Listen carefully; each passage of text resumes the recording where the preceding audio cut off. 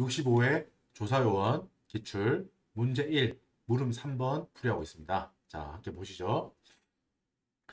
자, 물음 3번 우리 종합소득 납부세액 계산하는 겁니다. 전체적으로 쭉 종합소득 금액부터 시작해서 실제 납부세액을 도출해내는 것까지 할 수 있느냐라는 걸 물어보고 계세요. 자, 우리가 물음 1, 물음 2번에서 자료 1번, 자료 2번에 대한 분석은 끝났습니다. 자료 1번, 자료 2번에 대한 자료 1번, 자료 2번에 대한 분석은 끝나서 우리가 종합소득 금액까지 지금 뽑아낸 거야. 그죠?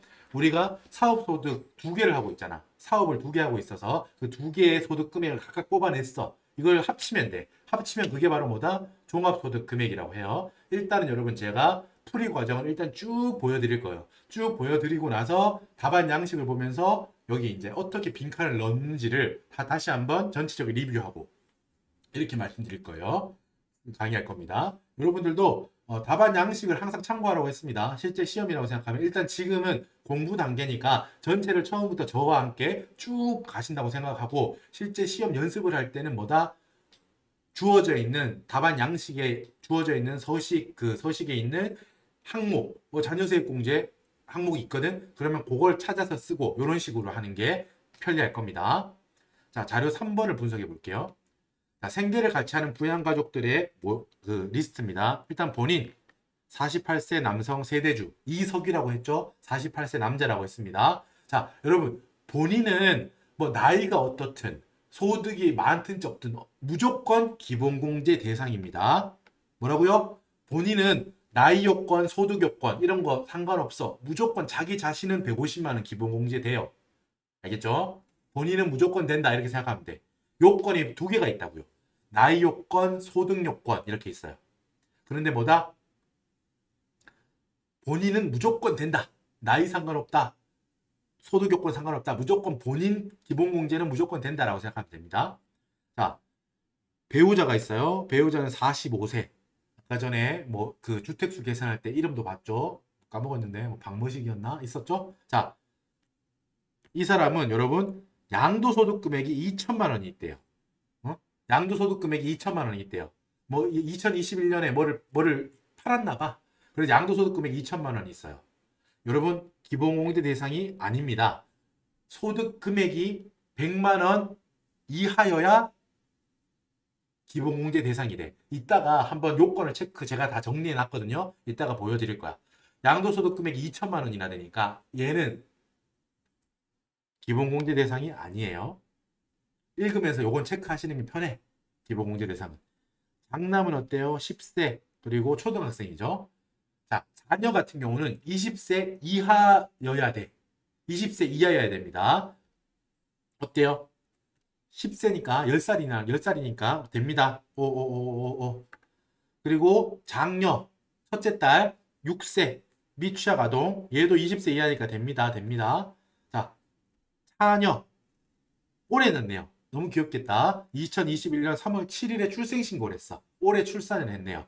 그러면서 동그라미 치고. 자, 여러분 이걸 보면서 이렇게만 생각하면 안 돼. 보면서 야 2021년 3월 7일에 봄에 태어났네. 야 너무 귀엽겠다. 너무 귀엽겠다. 애기 너무 귀엽겠다. 이렇게 생각하고 너무 행복하겠다. 이러고 넘어가면 안 돼. 그렇게만 넘어가면 안 되고 여러분 이따가 나중에 세액공제할 때 자녀들은 기본적으로 자녀 몇 명인가 그걸로 세액공제가 들어가고 기본세액공제가 있고요. 자녀 기본세액공제가 있고 출산 혹은 입양 내가 실제로 그 해에 출산을 했든 출산하지 않고 혹시 입양을 했든 상관 둘 다 됩니다. 그 둘 다 올해 일어난 사건이라면 뭐다? 그에 따른 세액공제가 있어요. 그지? 그거를 이따가 말씀드릴게. 그러니까 그게 있다라는 것만 생각하면 돼. 너무 귀엽겠다라고 생각을 해도 돼. 근데 거기에다가 출산 관련 세액공제를 체크해야겠구나. 잊지 말아야겠구나. 요 생각을 해야 된다고요. 알았죠? 자, 어머니가 계세요. 어머니 75세세요. 자, 존속. 우리가 나를 기준으로 우리 부모님은 존속이라고 말하고 내가 내 자식들은 비속이라고 말하죠. 그래서 위존 비속 한 번에 표현할 때 그렇게 하잖아. 위존 그리고 우리가 보통 존비속 이렇게 많이 표현하는데 그게 존속과 비속을 합친 거예요. 존속은 나보다 위, 그러니까 내 부모님 존속, 그리고 내 자식들 비속, 비속. 그래서 합쳐서 그거를 존비속이라고 표현을 많이 해요. 자, 존속은 60세 이상만 됩니다. 비속은 아까 뭐라 그랬어? 자식들 20세 이하만 된다고. 그죠? 쉽게 말하면 그 나이 이제 뭐 이렇게 한참 이제 자기가 경제 활동하고 이런 사람들은 네가 네 걸로 직접 해라라는 거예요. 알겠죠? 이제 그 본인 나한테 이제 부양가족으로 공제받지 말고 네게 뭐 있으면은 네가 스스로 네 걸로 공제해 이 말이에요. 자녀는 20세 이하만 공제가 되고 부모님은 60세 이상만 60세부터지 이상이니까 이하도 20세도 돼요. 이하니까 60세 이상이니까 60세도 딱 돼. 알았죠? 60세 이상만 기본 그 연령 요건이 됩니다. 기본 공제의. 자, 75세시니까 돼요. 자, 근데 소득 금액 요건을 확인해 봐야겠다. 화훼 작물 재배업 소득 금액이 300만 원이고 수익 금액으로 하자면 5천만 원이래. 수익 금액으로 표현하자면 수익 금액은 매출이야, 매출. 쉽게 말하면. 그죠? 매출, 수익 금액이라고 하는 거는 총 내가 그냥 벌어들인 총수익. 우리 그냥 근로자로 바꿔서 말하자면 총급여. 제일 위에 있는 거 있죠. 공제할 거 하나도 안 떼고 그냥 제일 위에 있는 거 있죠. 총급여. 그죠? 그리고 뭐 공제할 거 공제하고 비과세 빼고 이런 게 근로소득 금액이잖아. 그거 똑같아. 수익 금액, 매출액은 5천만 원인데 그 중에서 소득 금액은 뺄 거 빼고 비과세 뺄 거 빼더니 300만 원이라는 거야. 아까 전에 뭐라고 그랬어요? 소득 금액 100만 원 이하만 기본 공제 대상일 자격이 있다고 했지. 그러면은 소득 금액이 300만 원이시니까 어머님 안 되시나요? 아니야. 아니고요. 자, 보세요. 어머니도 돼요. 왜냐하면 자, 화훼 작물 재배업은 업종에 따라서 화훼, 뭐 꽃이나 뭐 곡물 뭐 이런 거 있죠? 작물 이런 거. 그거는 이제 좀 약간 이제 뭐랄까 우리 영농을 지원한다는 차원에서 우리나라에서 어느 정도 비과세도 많고 그 과세하더라도 작게 해주고 이런 게 있거든요. 자, 화훼 작물 재배업은 여러분 수익 금액이 10억 이하라면 즉 매출이 10억보다 이하라면 비과세 한다라는 게 있어. 화훼 작물 재배업 지금 수익 금액 5천만 원이죠. 10억보다 한참 못 미치죠. 그러니까 이건 비과세야. 비과세 항목이라고. 이 화훼 작물 재배업인데 만약에 10억을 초과한다면 모르겠는데 10억이 안 되죠. 그러니까 이건 비과세거든요. 이 소득 금액이라고 아까 말했던 100만 원은 과세되는 걸 기준으로 말한 거예요. 과세되는 걸 기준으로 종합소득금액, 퇴직소득금액, 양도소득금액을 합친 거를 지금 말하거든. 그걸 합쳐서 100만 원 이하여야 돼요. 그런데 뭐 분리과세, 비과세, 비월고 소득은 제외한다고. 알겠죠? 그러니까 지금 얘는 비과세 소득이니까 화훼작물 재배업 10억 미치니까 비과세야 얘는. 그러니까 빼는 거예요. 왜 빼는지를 알아야 돼요. 그냥 다른 거 소득 금액이 300만 원 있으면은 보통은 대상이 아니야. 내 기본공제 대상이 아니야.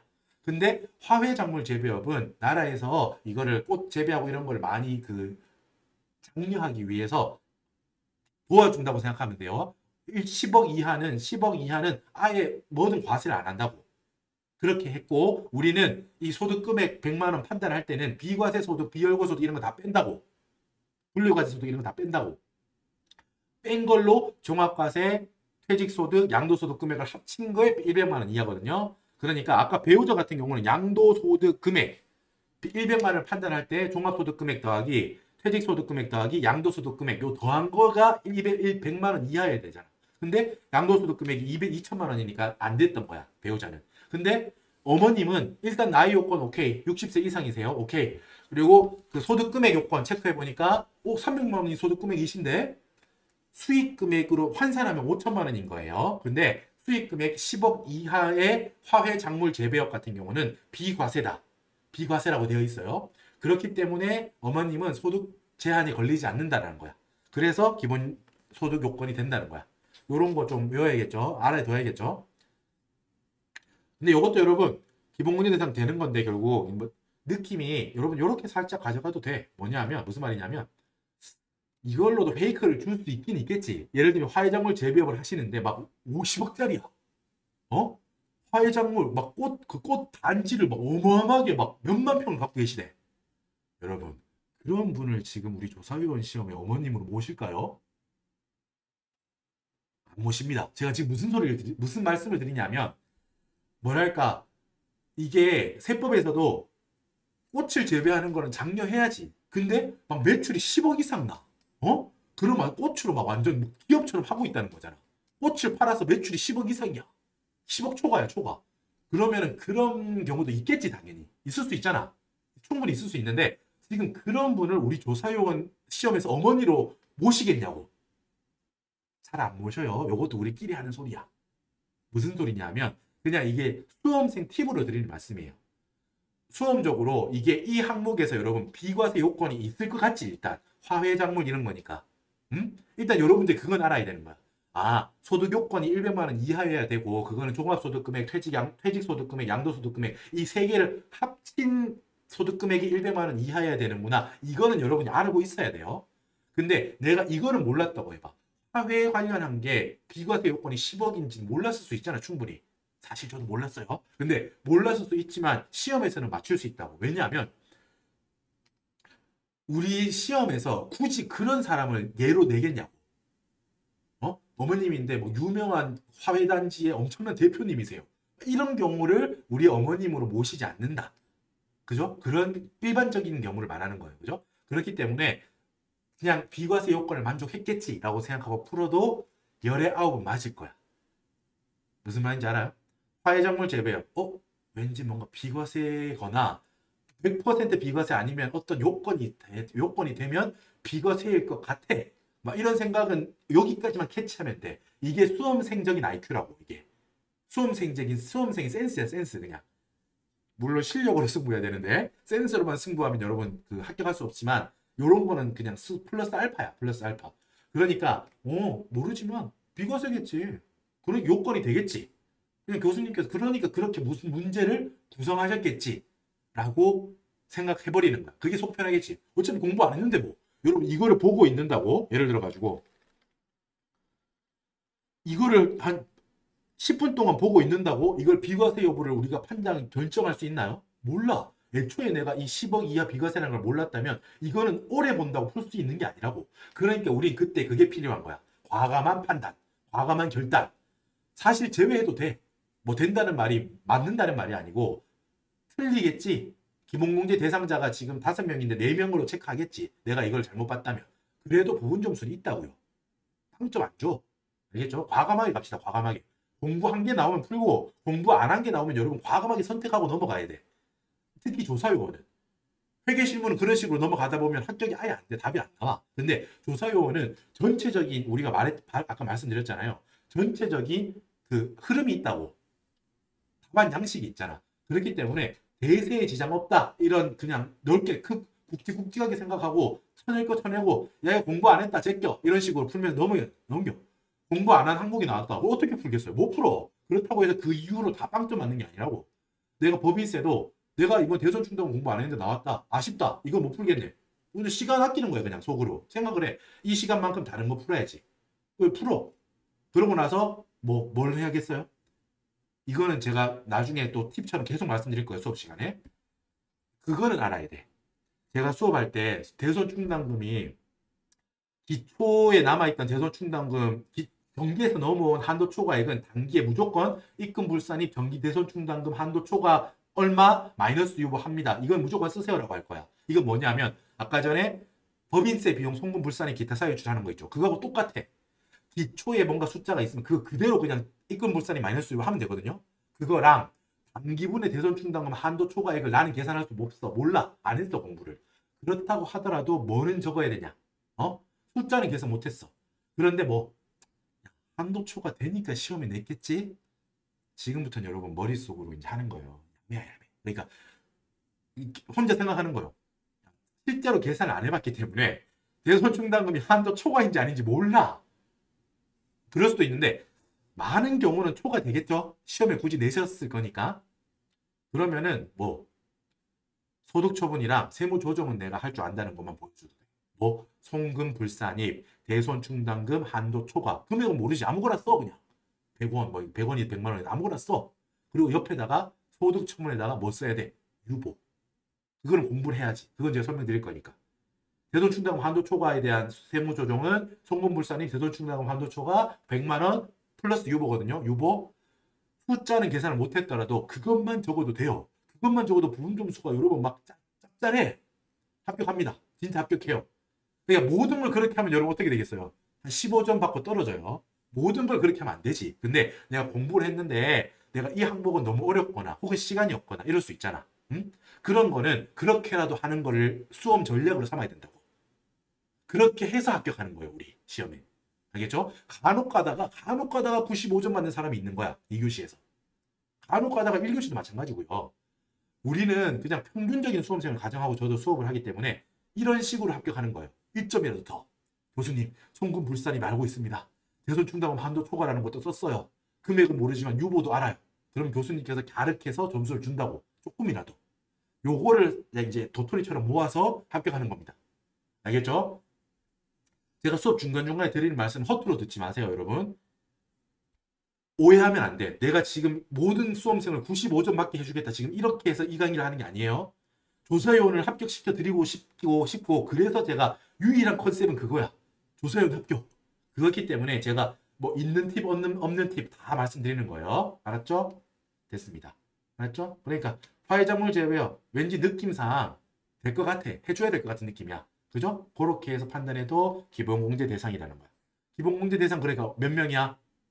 본인 무조건 포함한다고 나를 빼면 안 돼. 여러분 이것도 팁 아닌 팁이에요. 계산하다 보면 나 빼고 막 가족들만 막 세고 있어. 그러면 안 돼요. 나는 무조건 된다니까. 소득 요건, 나이 요건 이런 거 없어. 나는 무조건 해줘야지. 알았죠? 나를 빼면 안 돼. 돼지 소풍 가는 날 알죠? 자기 빼고 세가지고 막 계속 세고 이러면 안 돼. 자기 빼면 안 됩니다. 나 그리고 장남, 장녀, 차녀, 어머니 이렇게 5명. 한 명당 얼마? 150만 원. 이런 식으로 할 거야. 자, 여기 분석한 거는 이따가 넘어가서 다시 한번 실제 풀이 과정에서 여러분한테 떠올리게 하면서 말씀드릴 거예요. 여러분 자료사 기타 자료에 있는데 자 종합소득세 중간고지가 됐네요. 중간연합하세요 라고 사업자님 중간에 한번 내고 가세요 라고 고지를 했어. 소득세과에서 고지를 했어. 그래서 450만 원만큼 내야 되는데 자 여러분 어때요? 2022년 5월 31일 현재 어때? 체납 중이래. 여러분 이거를 물어보는 거예요. 안 냈다는 거야. 450만 원을 내세요라고 우리가 고지를 했죠. 국세청에서. 근데 이걸 안 내고 있다는 거야. 내가 상황이 안 좋겠지. 자금 사정이. 그래서 계속 체납된 상태로 가산세, 가산금이 계속 붙고 있다는 거야. 붙고 있다는 거예요. 요 국징법에 뭐 용어가 바뀐 것 같은데 아무튼 계속 가산세가 붙고 있다고 해봐요. 가산세가 붙고 있다고 해요. 가산금이 붙어 있다고 해봐요. 자 그렇다고 해서 기납부로 야 너 안 냈으니까 기납부로도 안 빼줄 거야. 이러면 안 돼. 체납 여부 그러니까 납부한 여부하고 상관없이 같은 말이지 체납 여부하고 상관없다는 거는 납부 여부하고 상관없이 고지된 그 금액으로 기납부세액으로 차감해 줍니다. 알았죠? 왜냐하면 여러분 고지돼서 체납이 됐다면 그거는 그 체납액으로서 따로 독립적으로 우리가 뭐 체납 처분을 하고 체납 처분이라는 용어도 바뀌었던데 아무튼 우리가 뭐 압류를 하든 어떤 식으로 하든 우리가 그 국세징수법에 있는 절차에 따라서 내세요 막 할 거 아니에요. 그죠? 뭐 신용정보 공개를 하든 여러 가지 법에 따라진 절차에 따라서 이 450만 원은 따로 독립적으로 회수하려고 할 거야. 그지? 그래서 나중에 냈다고 해봐. 나중에라도. 나중에 냈어. 그런데 만약에 2022년 5월 31일 이 시점에 야, 너 중간 예납 중간 고지한 거 이거 안 냈잖아. 그러니까 안 빼줄 거야 라고 해서 안 빼주고 전액에 대해서 과세했다고 해봐. 그러면 여러분 어떻게 되겠어? 이 450만 원은 체납돼서 지금 계속 굴러가겠지. 체납돼서 나중에 이제 낸다고 해봐. 이 체납자가. 그럼 냈으면 어떻게 돼? 결국 이중으로 내는 게 되겠죠. 맞죠? 그죠? 지금 정식 소득세 신고할 때 기납부를 안 빼주고 그래서 냈어. 나중에 체납됐으니까 또 내라고 할 거거든? 그럼 그때 냈어. 그럼 어떻게 돼? 이중으로 날 거 아니야. 그렇기 때문에 체납 여부, 그러니까 납부 여부하고 상관없이 고지된 그 금액 자체를 기납부세액으로 빼준다. 이거를 네가 알고 있냐라는 거를 교수님께서 물어보신 거예요. 페이크 아닌 페이크지? 이것도 마찬가지야. 교수님. 만약에 방금 이 사항을 몰랐어. 근데 이걸 읽었어. 2022년 5월 31일 현재 체납 중 이걸 읽고 여러분 방금 말한 게 교수님께서 내신 이 문구를 적으신 의도거든요. 근데 교수님 우리는 이걸 읽고 어떻게 생각하냐면 보통 잘 몰라. 내가 모른다고 가정하면 이렇게 생각하겠지. 그 사람 왜 안 냈지? 그 입장 곤란하게 왜 안 냈지? 무슨 뜻이지 이게? 뭐지 이거? 어쩌라는 거지? 이런 생각이 들잖아. 아, 순식간에 사람 입장 곤란하게 이렇게 생각 들잖아요. 그러니까 그 말이 아니라고. 결론은 뭐다? 체납하고 있든 체납을 안 하고 있든 이미 냈든 그거 상관없이 기납부세액으로 차감해 준다고요. 고지가 됐으니까. 쉽게 말하면 나중에 결국 낼 거 아니야. 그지? 정상적인 걸 가정하는 거예요, 지금. 일시적인 유동성 위기로 이걸 못 낸 거지. 그냥 나는 뭐, 그냥 다, 아무것도 못 내. 뭐, 이런 사람을 우리가 지금 조사요원에서 가정하지 않잖아, 지금.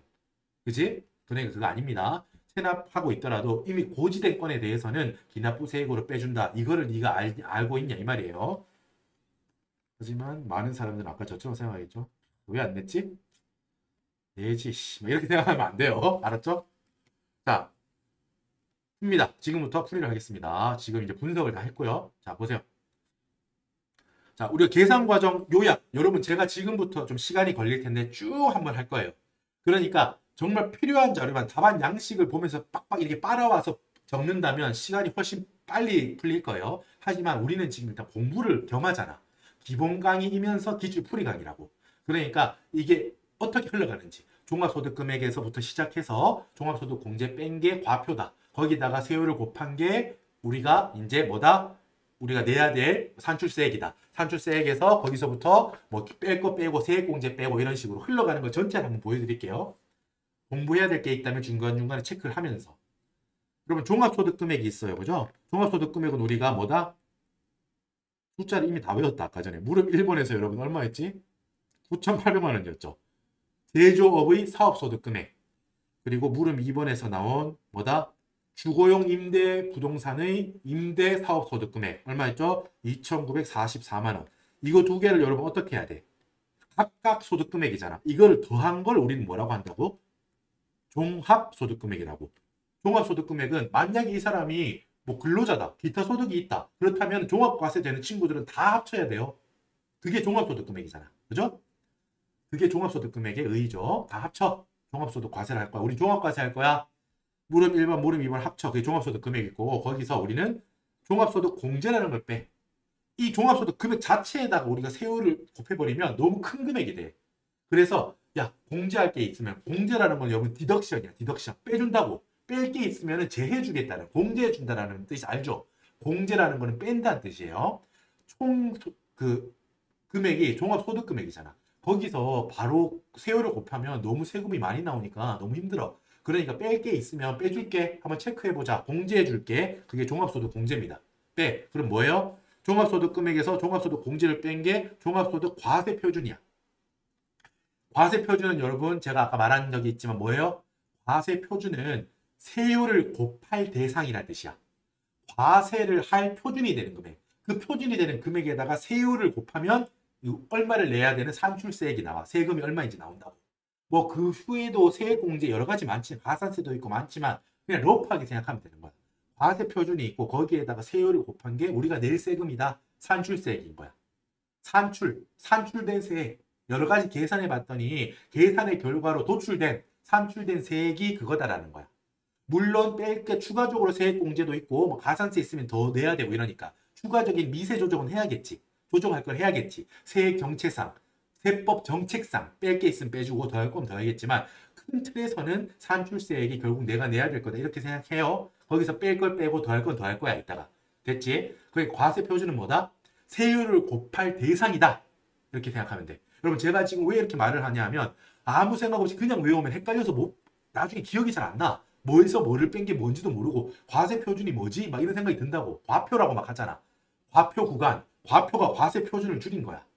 아니 뉴스에서 막 나오잖아. 뭐 종부세가 뭐 어쩌고 과표 구간이 어쩌고 막 나오잖아요. 그게 과세 표준이 되는 날.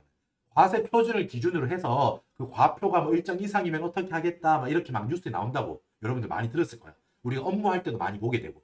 그러니까 그 과세 표준이라는 게 어렵게 생각할 필요 없고 세율을 곱할 대상. 우리가 막 그런 거 있죠. 부가가치세 10%야.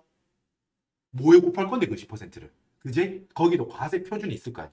그 과세 표준에다가 10%를 곱해서 세금을 내게 합니다. 이런 식으로.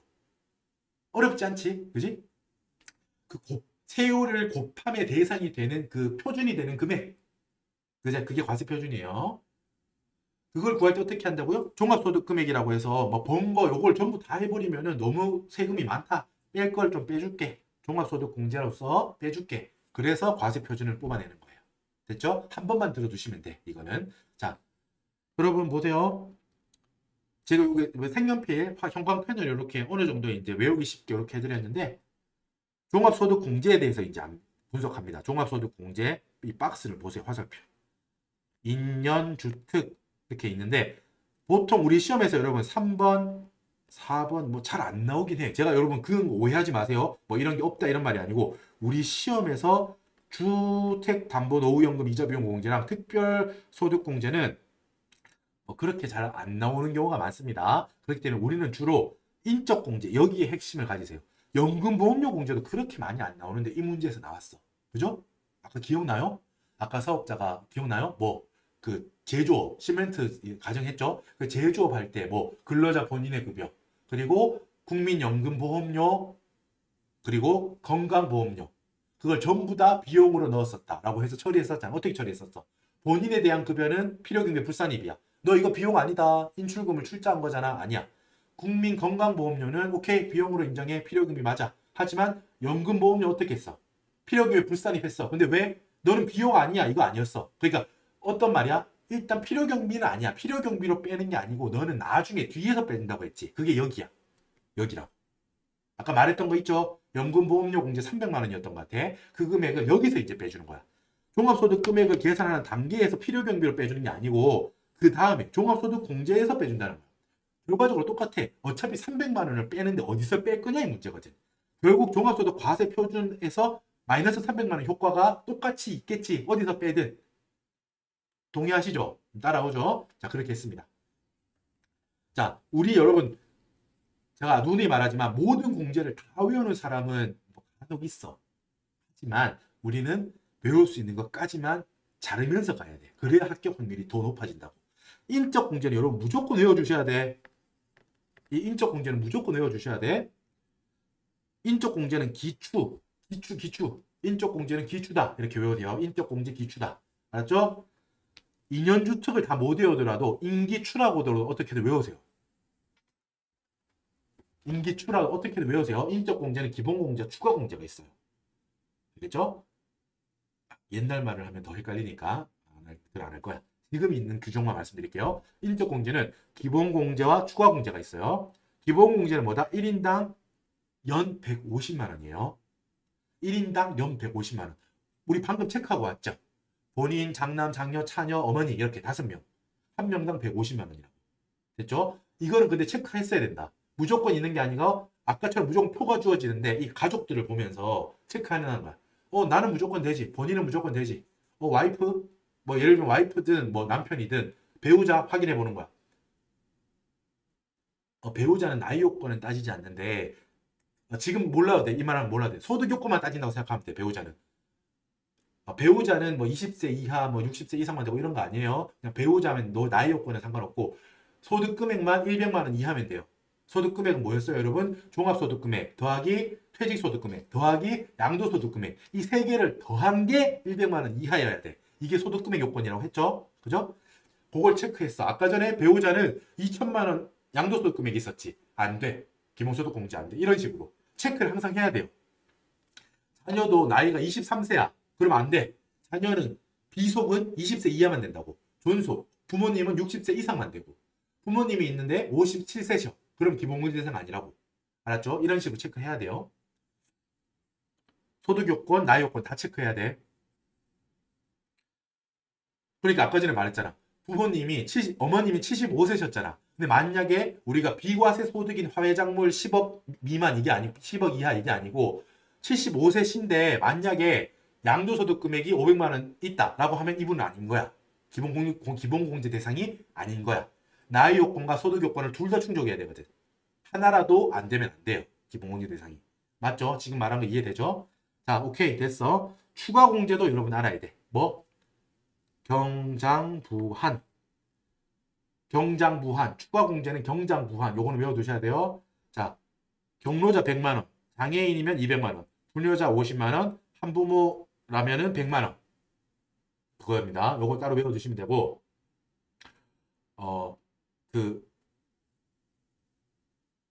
기본공제 대상자 중에 내가 만약에 경로자가 있다. 경로자가 여러분 그 70세 이상이거든요. 70세 이상. 70세 이상. 제가 한번 확인해 볼게요. 지금 아까 제가 정리해 놨는데 70세 이상 맞아. 여기 적어놔 70세 이상 맞아요. 자, 어머님인데 어머님을 모시는데 어머님이 지금 75세시죠. 그죠? 그러니까 60세 이상이니까 기본공제 오케이. 이렇게 체크해야 돼. 그리고 경로자에도 해당되는지도 확인해 봐야 돼. 70세도 넘으시나? 75세죠. 오케이. 기본공제 대상자로서 150만 원도 공제받고 뭐 경로자 추가 공제로서 100만 원도 받으시는 거야. 오케이? 이런 식으로 체크해야 돼요. 그래서 기준을 외워야겠지. 부모님은 60세 이상이어야 기본공제 대상이다. 그리고 뭐 경로자 공제는 70세 이상이거든요. 70세도 넘으시나? 오케이. 어머니 75세셔. 그럼 경로자도 받으신다. 이렇게. 그러니까 말 그대로 추가잖아. 추가. 기본으로 들어가는 150만 원 외에 추가적으로 또 공제할 게 있냐 이 말이거든. 그죠? 자, 그리고 만약에 가족 중에 장애인이 있다. 그렇다면 그 200만 원이야. 200만 원. 200만 원. 자, 장애인은 우리가 이렇게 이런 식으로 체크하면 됩니다. 그리고 부녀자와 한부모 공유. 부녀자는 50만 원, 한부모는 100만 원 이렇게 있는데 요건 이따가 설명해 드릴게요. 뭐 두 개가 겹쳤을 때는 뭐 하나만 되고 이런 게 있어 이거는. 근데 우리 시험에 이거 두 개는 잘 안 나온다고 보셔도 돼요. 요거는 좀 제가 뭐 안 나온다고 단언하기는 힘든데 보통은 경로자랑 장애인만 갖고 가도 돼. 알았죠? 그냥 현실적으로 외울 수 있는 거. 기본공제 1인당 150, 경로 100, 장애인 200. 여기까지 외우세요. 일단 이건 무조건 외워야 돼요. 여기까지. 알았죠? 넘어갑시다. 자, 여기 인적 공제에 대해서 여러분 지금 인, 기, 추 중요하다고 했지? 이거에 대해서 조금 더 알아볼게요. 인적 공제 중에서 기본 공제야. 1인당 연 150만 원입니다. 자, 대상자는 여러분 뭐야? 기업, 본인은 무조건 된다고. 요건 필요 없어. 내 나이가 몇이든 내 소득이 얼마든 무조건 나는 들어가. 150만 원. 배우자. 아까 말했죠? 배우자는 연령 요건은 없어요. 뭐 20세 이상이어야 된다 이런 거 없어. 뭐 60세 이하 이상 이런 거 없다고. 나이하고 상관없어. 배우자가 있기만 하고 그 배우자가 소득 요건. 아까 뭐라 그랬어? 소득 금액 요건 밑에 제가 정리했죠? 몇 번 말했는데. 자, 뭐 소득 금액. 소득 금액이라고 하면 그게 100만 원 이하여야 되는데 주의해야 돼. 소득 금액은 3개를 합친 게 100만 원 이하여야 된다고. 뭐? 종합소득 금액 더하기 퇴직소득 금액 더하기 양도소득 금액의 합계액이 100만 원 이하여야 하고. 그래야 기본공제 대상이 된다 이 말이에요. 소득 금액이 100만 원 이하여야 기본소득 공제 대상이 된다 이 말입니다. 기본공제 대상이 됩니다. 그리고 이 소득 금액은 밑에 분리과세, 비과세, 비혈고 소득은 제외한다고 했어. 소득 금액이라는 의미 자체가 필요 경비는 차감했다는 뜻입니다. 알겠죠? 금액이야, 금액. 소득 금액이야, 소득 금액. 소득 금액이죠. 소득 금액이니까. 자, 그러니까 여기 비과세, 아까 전에 화훼 작물업에 10억 이하의 총수익 금액이 10억 이하였기 때문에 어머님이 비과세 소득이었던 거잖아. 그러니까 여기 들어가지 않았으니까 기본 공제 대상이었던 거잖아. 오케이? 됐습니다. 자, 1번 같은 경우는 이렇고, 여러분 2번 같은 경우는 잘 보세요. 여러분 2번은 1번 아니면 5와 2번이죠. 2번은 여러분 만약에 그 가족 중에 그 사람이 근로소득만 있는 사람이라고 해. 예를 들면 뭐 그 형제가 있는데 형제가 뭐 나이 요건 이런 거 다 충족했어. 예를 들면 충족했는데 근로소득 회사에만 다니고 있어. 그 경우에는 여러분 총급여가 500만 원 이하면은 기본공제 대상이 됩니다. 1년 총급여 말하는 거야. 진짜 얼마 안 되잖아. 그지? 그러니까 우리가 금액을 계산할 때 봐요. 총급여 왜 이걸 따로 뒀냐 하면 얘도 그냥 소득 금액으로 표현하면 안 됩니까? 라고 하는데 이걸 소득 금액으로 표현할 수 있습니다. 총급여 500만 원이면은 여러분 1년에 근로소득 금액으로 표현하면 150만 원이야. 우리가 총급여 500만 원에서 뭘 빼? 근로소득 공제가 표에 있잖아. 근로소득 공제를 빼. 그게 바로 근로소득 금액이 나올 거 아니에요. 그렇게 표현하면 150만 원이라고. 총급여 500만 원이면 근로소득 공제가 350만 원이야. 그렇기 때문에 근로소득 금액은 150만 원이거든요. 그러니까 이 근로소득만 있는 경우는 조금 혜택을 주는 거야. 뭐냐 하면 다른 경우는 100만 원을 만약에 120만 원 받는다. 다른 소득이 있다. 그러면 어때? 안 되잖아. 기본공제 대상이 안 되잖아. 100만 원 초과하잖아 지금. 그런데 근로소득만 있는 사람이라면 근로소득 금액이 150만 원으로 조금 더 넉넉하게 여유를 줄게. 150만 원 이하기만 하면 기본공제 대상으로 볼게라는 거야. 그걸 총급여로 바꿔서 표현하면 500만 원이에요. 알겠죠? 근로소득만 있는 경우를 조금 뭐 혜택이 크진 않지만 조금 더 혜택을 주기 위해서 따로 이렇게 근로소득만 있는 부양가족이 있다면은 요 경우다 이렇게. 요것도 나올 수 있어요. 예를 들면 뭐 내가 누구 가족 부양가족 쭉 리스트를 주고 오른쪽에 비고란에다가 교수님이 뭐 형제인데 총급여가 뭐 500만 원이다 라고 하면 어떻게 해야 돼? 기본공제 대상인 거예요. 오케이? 나이 요건 소득 요건 다 된다면 다 되는 거지. 소득 요건 되니까. 오케이? 자, 부양가족을 볼게요. 부양가족은 여러분 일단 부양가족은 생계를 같이 해야 돼. 나는 배우자 같은 경우는 우리가 뭐 생계를 뭐 사정이 있어 떨어져 있다라도 기본공제 대상은 될 수 있어요. 돼요. 하지만 부양가족은 뭐다? 생계를 같이 해야 돼.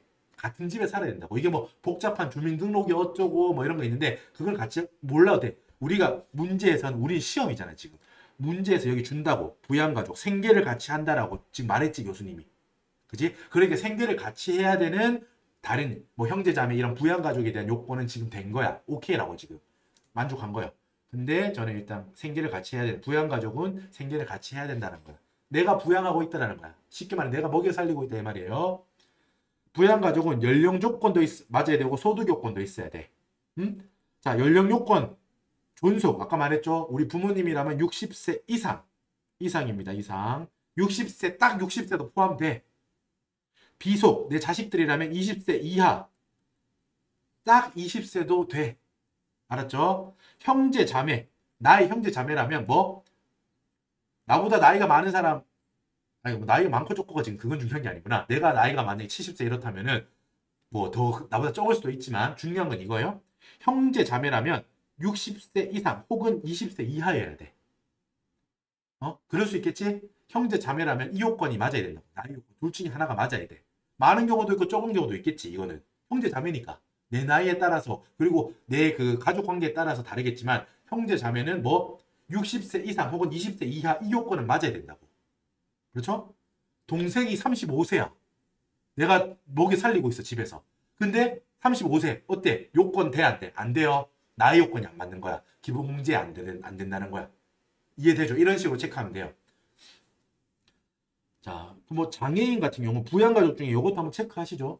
장애인은 나이 요건이 안 맞더라도 돼요. 소득 요건을 체크해야 돼. 예를 들어서 아까 전에 내가 동생이 있다고 해. 동생이 만약에 뭐 35세야. 그 35세라 안 된다 하는데 아니 동생이 장애가 있어. 장애가 있다면은 연령 요건을 안 본다는 거야. 그 경우라면 기본공제 오케이. 기본공제 된다고. 나이 요건이 지금 안 되잖아. 형제 자매인데 35세라면 20세 이하 60세 이상이 아니니까 그 범위에 있지 않으니까 해당되지 않아. 그렇지만 장애인은 오케이라는 거야. 부양하는데 에너지가 더 들어가니까 오케이라는 거야. 오케이 됐어. 나이하고 상관없어. 하지만 뭐는 있다고요? 장애인도 소득 요건이 있어. 근데 장애가 있지만 이 친구가 뭐 다른 뭐 이렇게 해가지고 소득이 있다는 거야. 그래 소득 금액 아까 말했던 거 소득 금액이 100만 원 이상이야. 초과 딱 100만 원이면 되니까 100만 원 초과하고 있어. 그렇다면 안 돼. 소득 요건을 체크해 봐야 된다고. 장애인이더라도.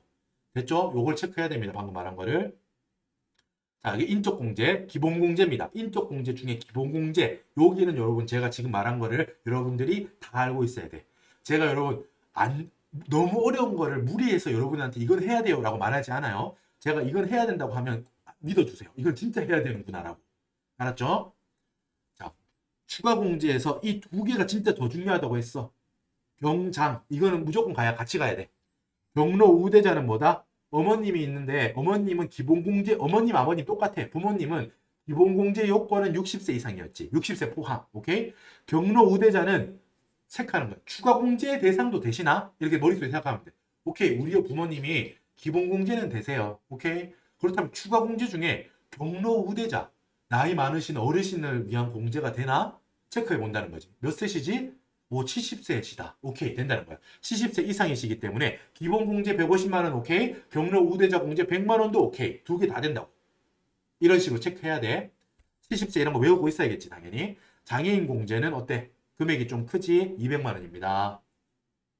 자, 부하는 여러분 뭐 이거는 뭐 알아두면 좋지만 병장부터 해도 돼요. 부녀자 공제 50만 원, 한부모 공제 100만 원 이렇게 있는데 뭐 이 경우가 그렇게 많이 나올 것 같지는 않지만 알아는 둡시다. 여기까지는.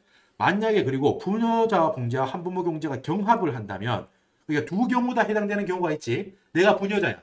내가 부녀자 그 사업자가 아니고 이 소득세 신고를 하는 본인이 부녀자인 경우를 지금 말하는 거예요. 내가 부녀자야. 그러면서도 또 한부모야. 내가 아기를 키우고 있어. 한부모로 사고 있어. 이 두 개가 동시에 요건이 충족된다면 어때요? 부녀자와 한부모 둘 다 해당될 때는 한부모 공제 둘 중에 맥스 큰 거. 이 100만 원의 효과가 더 크죠. 공제는 클수록 좋으니까. 그러니까 한부모 공제로 큰 걸 잡아주겠다는 거야. 하나만. 근데 여러분 아까 말했듯이 위에 있는 이거부터 먼저 하세요. 경장. 여러 개 되면 밑에 이걸 하는데 여기도 추가적으로 해주시고요. 일단 위에 거부터 한다라는 걸 잊지 마세요.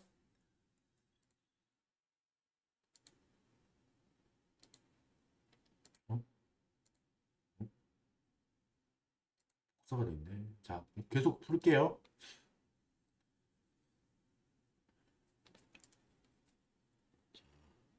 여러분 방금 종합소득 금액에서 종합소득 공제를 뺐어. 그게 뭐다? 종합소득 과세표준. 앞에서 거기까지 했지. 종합소득 과세표준을 우리가 이제 뽑아낸 거야. 그지? 그 뽑아내고 와서 이제부터 풀 거야. 그 다음 단계, 이제부터 풀 거가 아니고 그 다음 단계를 볼게요. 뭐가 있나? 지금 전체 리뷰를 하는 겁니다. 과세표준은 뭐라 그랬어? 세율을 곱할 대상이잖아. 즉 과세표준에다가 세율을 곱하면 이제 산출세액이라는 우리가 세액을 뽑아낸 거야. 산출해낸 거지. 계산기 막 두드려서 산출해낸 거야. 자, 6%부터 45% 소득세 8단계 누진세율이 있는데 이거 주신다고 했어. 이거까지 다 안 외워도 돼. 하지만 뭐는 외워야 된다고 했어요? 법인세 2억까지 10%, 2억 초과분 20%, 2억 초과 단계 그 초과되는 단계는 여러분들 몰라도 돼. 우리 시험에서 그 이상의 단계는 안 나와. 이렇게 단언하기는 힘든데 이것도 우리끼리 하는 거야. 우리끼리. 엄밀히 말하면 법인세도 당연히 다 외워야 되고 3천억이 어쩌고 다 외워야 되는데 우리 시험에서 중소기업을 가정하거든. 우리 시험에서 보통. 그렇기 때문에 과표가 그렇게 막 몇천억이 나오고 이렇게 안 나와. 그렇기 때문에 우리는 2억까지 10%, 2억 초과분은 그냥 20%다. 요거는 외워야 돼요. 법인세 문제에서는 세율 안 줘요. 알았지? 소득세는 문제에서 제시가 돼. 우리 시험에서. 보고 하면 돼. 하지만 법인세는 외워야 된다는 거야. 이따 법인세 풀 때 또 한 번 강조해 드릴게요. 됐지? 오케이. 산출세액이 나왔습니다. 거기서 이제 뭐 이제 뺄 거 좀 빼고 네가 뭐 잘못한 게 있으면 가산세 좀 내. 조정해서 세금 내 이거거든. 산출세 큰 거는 지금 다 했어. 자잘자잘한 걸 해야 되는데 약간 이제 어려운 게 이거지. 세액공제. 세액공제, 세액 감면인데 우리 시험에서 세액 감면 같은 경우는 그냥 몰라도 돼. 그냥 세액공제만 한다는 거야. 소득공제, 세액공제 다르지? 소득공제는 뭐야? 과세표준을 계산하는 단계에서 빼주는 게 소득공제야. 뭐 여러분 이거 어디 적어두세요. 소득공제는 과세표준을 계산해내는 단계에서 공제되는 게 소득공제야. 그리고 세액공제는 말 그대로 산출세액이 나왔어. 네가 이만큼 세금 내야 되는데 그 세액이 나왔는데 거기서 좀 세액 자체를 빼주는 거. 세액에서 빼주는 게 세액공제예요. 뭐 당연한 소리 하고 이러지만 요금 두 소득공제, 세액공제는 여러분 다른 거야. 효과도 달라. 뭐가 다를까요, 여러분? 잠깐만 말씀드릴게요. 여러분, 소득공제는 뭐니? 소득공제, 세액공제가 있는데 소득공제를 해주면 고소득자한테 유리해. 세액공제를 하면은 저소득자한테 보통 유리해져요. 우리가 그 세법상 조세법을 짤 때 우리가 소득공제를 많이 해주면은 이 납세자가 만약 되게 고소득자야. 그러면은 과세표준 자체가 줄어들잖아. 그러니까 같은 금액을 빼주더라도 같은 금액을 아까 전에 기본공제 150만 원 이런 거 빼는 게 소득공제잖아. 추가공제 이런 거 장애인 200만 원 빼고 이런 게 뭐야? 과세표준을 계산하는 단계에서 지금 빼주고 있잖아. 그게 소득공제지. 거기서 빼주면 어때? 그 빼주는 효과가 결국 고소득자는 세율 구간이 되게 높잖아. 그지? 그러니까 그 소득공제에 대한 효과가 더 많이 받게 된다고. 세금을 많이 아끼게 된다고. 소득공제에서 빼주면. 반대로 국가 입장에서 보면 소득공제가 많아지면은 그만큼 세수가 줄어드는 효과가 있어요. 세액공제도 구성하기에 따라 다른데 세액공제는 보통 세액공제를 우리가 조세법상 체계를 짤 때 어떻게 짜냐면 우리 보면 어떻게 해? 뭐 의료비의 15% 이런 식으로 하지. 의료비 지출한 거에 뭐 10%, 12%, 15% 이렇게 짜지. 사람에 따라서 누진적으로 다르게 짜지 않지. 고소득자는 뭐 의료비 세액공제를 뭐 적게 하고 보통 이렇게 안 짜요. 그거는 또 그 단언할 수는 없어. 이게 세액 공제를 할 때 구간별로 할 수도 있어. 고소득자는 뭐 적게 해주고 이렇게 할 수도 있긴 한데 우리가 보통 우리 세법상 세액 공제 같은 경우는 그렇게까지 세밀하게 고소득이라고 세액 공제 적게 하고 이렇게 하지 않고 그냥 일률적으로 뭐 10%, 12%, 15% 이렇게 해줘. 보통 많은 세액 공제가 그래요. 그렇다면은 어때? 나는 만약에 예를 들게요. 예를 심플하게 의료비로 만약에 1년에 1,000만 원을 썼어. 나는 되게 고소득자야. 그래서 세율로 40%를 만약에 적용받는 사람이야. 그러면 이 의료비를 소득에서 공제했다. 그럼 과표가 1,000만 원 줄어들잖아. 그지? 그럼 그거를 세액으로 환산하면 얼마 효과야? 400만 원만큼 세금을 덜 내는 효과가 있겠지. 과표가 1,000만 원만큼 줄어드니까. 세율 구간이 40%라고 하면 1,000만 원 곱하기 40%, 400만 원만큼이 내 세금이 줄어드는 효과가 있을 거예요. 소득공제라면. 근데 만약에 의료비 세액공제인데 세액공제다. 그리고 세액공제 퍼센트지는 무조건 10%로 한다. 이렇게 했다고 해봐. 보통 이렇게 짜져 있다고. 세액공제가. 그럼 세액공제 내가 고소득자든 저소득자든 무조건 똑같아. 내가 1,000만 원 아까처럼 1,000만 원 지출했어. 1년 동안. 그럼 세액공제는 어떻게 돼요? 10%라고 정해져 있잖아. 그럼 여기 세액공제를 하는 산출세액에서 뺄 때 얼마 빼준다는 거야? 1,000만 원 곱하기 10%. 세율이 지금 정해졌잖아. 빠지는 퍼센트지가. 공제되는 세액공제 세율이 정해졌죠. 10%로. 그러면 결국 효과는 얼마야? 1,000만 원 곱하기 10%만큼 나는 세금을 적게 내. 얼마? 100만 원만큼 적게 낸다고. 지금 예로 든 거 지금 이해돼요? 제가 지금 이제 떠오르는 대로 예를 드는 건데 구성하면 이렇죠.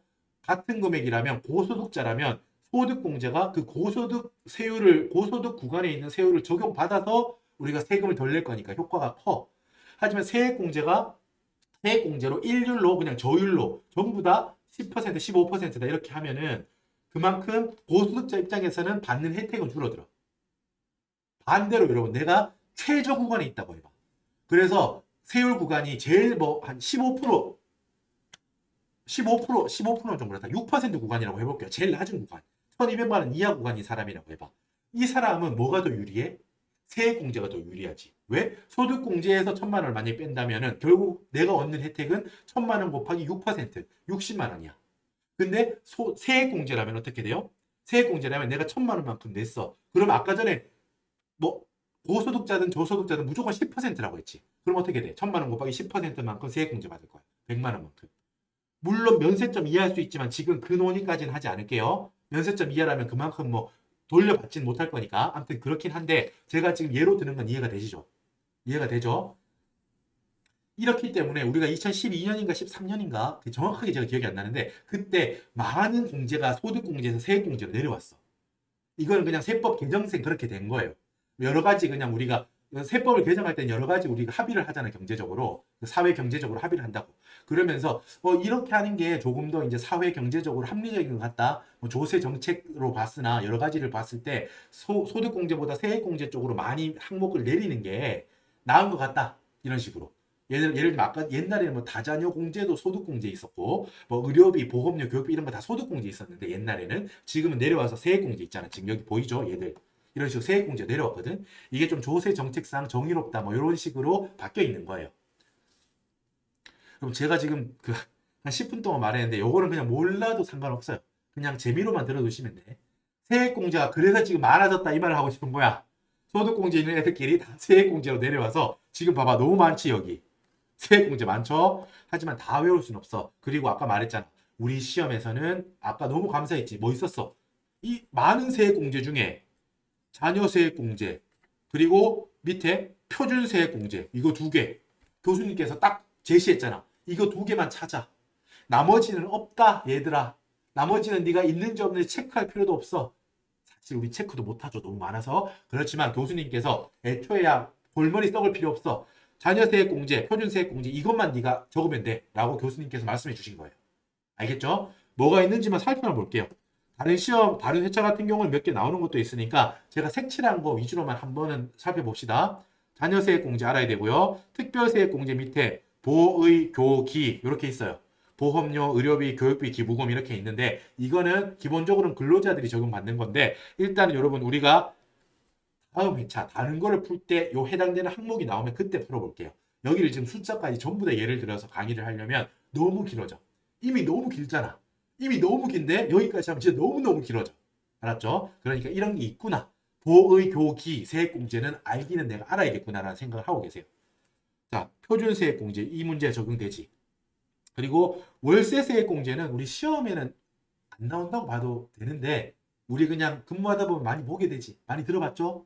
근무하는 그 부서에 따라 다르겠지만 월세세액공제, 그리고 전자신고세액공제 이런 거 많이 들어보게 되잖아. 근무하다가. 그래서 그냥 색칠해 봤습니다. 우리 시험에서는 이거는 두 개는 그냥 안 나올 거야. 우리 여기 조사요원에서는. 그런 게 있구나. 내가 그때 근무하면서 받던 세액공제가 여기 있는 거구나. 조특법상 세액공제구나. 월세세액공제가 이 정도만 하시면 돼. 됐죠? 자, 그리고 뭐 배당 세액공제 있는데 이게 사실은 뭐 중요한 공제이긴 한데 우리 시험에서 여기까지 안 물어볼 거야, 보통. 왜냐하면 배당 세액공제를 한다는 말은 우리가 금융소득을 과세하면서 금융소득 종합과세를 해서 배당 소득에 대해서 그로스업을 해줬다는 거거든. 그로스업을 해주고 이중과세를 하지 않기 위해서 배당 세액공제를 밑에서 빼주는 개념인데 지금 말하면 무슨 말인지 모르겠죠. 몰라도 돼. 여기까지는 약간 투머치라고 저는 판단하고 있어요. 금융소득 종합과세를 물어보면은 너무 눈물 나. 우리한테 안 물어볼 거라고 저는 믿고 있어요. 배당 세액공제는 원래 세액공제 그 자체로는 매우 중요한 공제지만 우리 시험에는 안 나와도 된다가 아니고 안 나올 거다라고 판단한다는 거예요. 자, 여기 아까 제가 초반부터 계속 말했던 뭐 기장 세액공제라는 거 있어. 아까 이거 뭐였어? 뭐였어요? 이거 기억나요? 대답해 보세요. 뭐 복식부기 의무자가 받는 거야 이거? 아니에요. 뭐 간편장부 대상자가 굳이 복식부기 의무를 하지 않아도 되는데 너무 번거롭고 비용이 많이 들어가는데도 불구하고 너무 성실하게도 훌륭하게도 간편장부 대상자가 복식부기 장부를 작성했다. 훌륭해. 오케이. 너 혜택 줄게. 그때 기장세액공제를 주는 거야. 하지만 이 문제에는 해당 사항이 없지. 왜? 이 문제는 복식부기 의무자가 당연히 자기가 해야 될 의무의 복식부기를 한 거야. 안 했다면 가산세를 매기는 거야. 지금 얘는. 알겠죠? 자, 이렇게 하는 겁니다. 자, 여러분 지금 이제 시간이 한 50분 정도 넘었는데 그 자녀세액공제는 사실 제가 조금 더 이제 이 문제에서 자녀세액공제가 주인공처럼 나오기 때문에 조금 더 설명을 드릴 거야. 그래서 한번 끊었다가 할게요. 이게 좀 길어질 것 같아서 끊었다가 다음 클립에서 이어서 자녀세액공제 공부하도록 하겠습니다. 자, 여러분 수고 많으셨고 이었다가 바로 이어서 자녀세액공제로 돌아오세요. 쉬었다가 오세요. 감사합니다.